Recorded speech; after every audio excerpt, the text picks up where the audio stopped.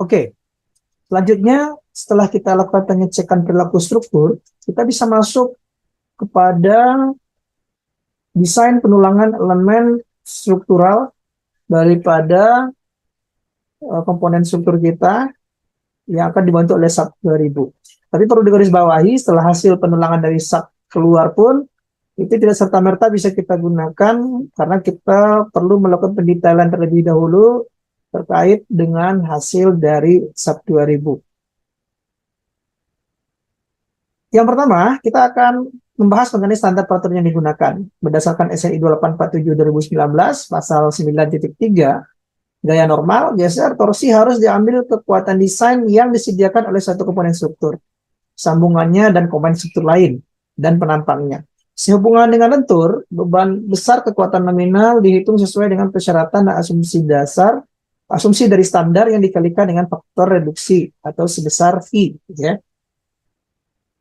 Oke, untuk dasar yang kita pakai dalam pemodelan ini adalah desain code ICI 318-14 ya, ini linear dengan SNI beton 2019.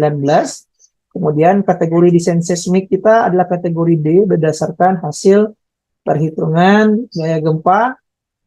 Kemudian juga di situ kita dapatkan nilai SDS ya, didapat nilai 0,6823 untuk daerah Semarang, kondisi tanah lunak.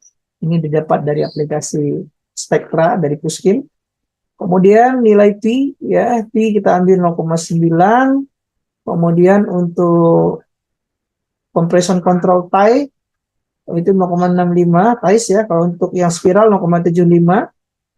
Untuk geser itu di 0,75 shear and torsi ya, torsi dan geser. Kemudian geser seismik itu 0,6, kemudian join geser untuk P-nya adalah 0,85. Nah, ini adalah basic yang akan kita sesuaikan di SAP ya.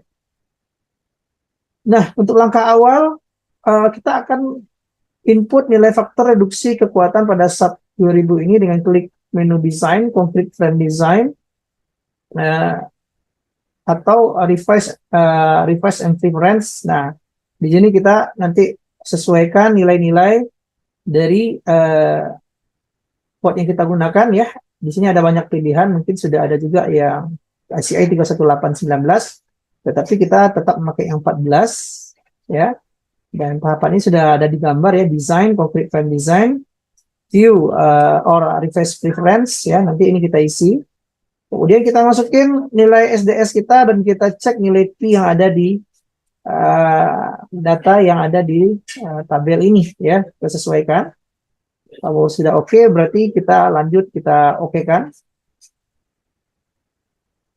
Kemudian pendefinisian SRPMK pada SAP 2000 ya dilakukan dengan cara kita klik select ya. Kemudian select lagi properties, frame section. Nah, kita pilih nih seluruh elemen struktur yang ada ya. Kemudian baru kita klik design, complete frame design. Kita pilih view, revise and override ya. Di sini framingnya kita pilih sway spesial. Nah, dari SAP sendiri sebenarnya bisa kita coba ya, bahwasanya kalau ini kita running dulu, kita save dulu, kita running.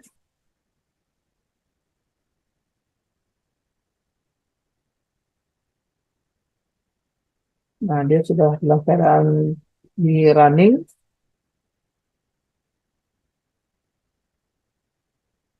Kemudian kita akan melakukan reverse and preference untuk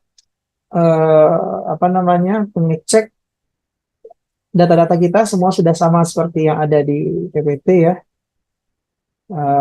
Mulai dari desain code-nya sudah masuk ya, row-nya kategori desain seismik kita kategori D, ini nilai SDS-nya dan seterusnya. Kemudian selanjutnya kita perlu pilih dulu kalau ingin memasukkan sistem rangka pemikul momen khusus pada SAP 2000 ya, kita pilih select properties, frame section, kita pilih balok sama kolomnya.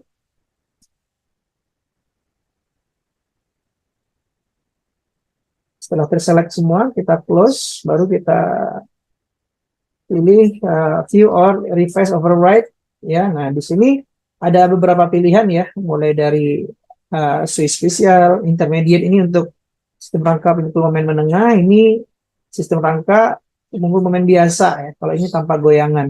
Nah, ini kita isi dari framing type-nya itu adalah switch spesial. Kita oke kan. Nah, itu sudah masuk ya. Nah, kita lihat kembali di PPT setelah kita pilih switch spesial, maka kita masuk concrete frame design. Concrete frame design itu tujuannya adalah untuk memasukkan kombinasi yang akan kita pakai di dalam pemrosesan ya. Jadi di sini ada desain concrete frame design, select design combo ya. Jadi nanti kita blok, kita oke-kan, maka dia akan pindah ke sebelah. Nah, di envelope sama yang combo yang tidak terpakai kita tinggalkan ya.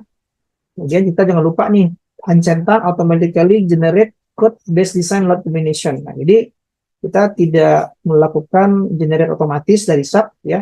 Tapi maka ini perlu kita uncentang. Jadi kalau di sini seperti ini, kita akan select design combo, ini sudah. Nah, ini kita uncentang. Ya, automatically generate code based design load combination. Ya. Jadi kalau kita centang, maka akan timbul kombinasi baru yang tidak kita butuhkan ya. Nah, setelah itu di sini kita bisa lanjutkan untuk mengetahui kebutuhan tulangan lentur ya. Di sini untuk tulangan lentur dan geser pada balok dan kolom dapat kita lakukan dengan mengikuti prosedur berikut, yaitu dengan klik design, concrete frame design, start design or check structure ya. Di sinilah dia si sub akan melakukan pendesainan tulangan terbatas ya, sesuai dengan program yang ada. Maka kita lakukan pengecekan. Nah, ini sudah running. Untuk dia akan melakukan pendesainan struktur.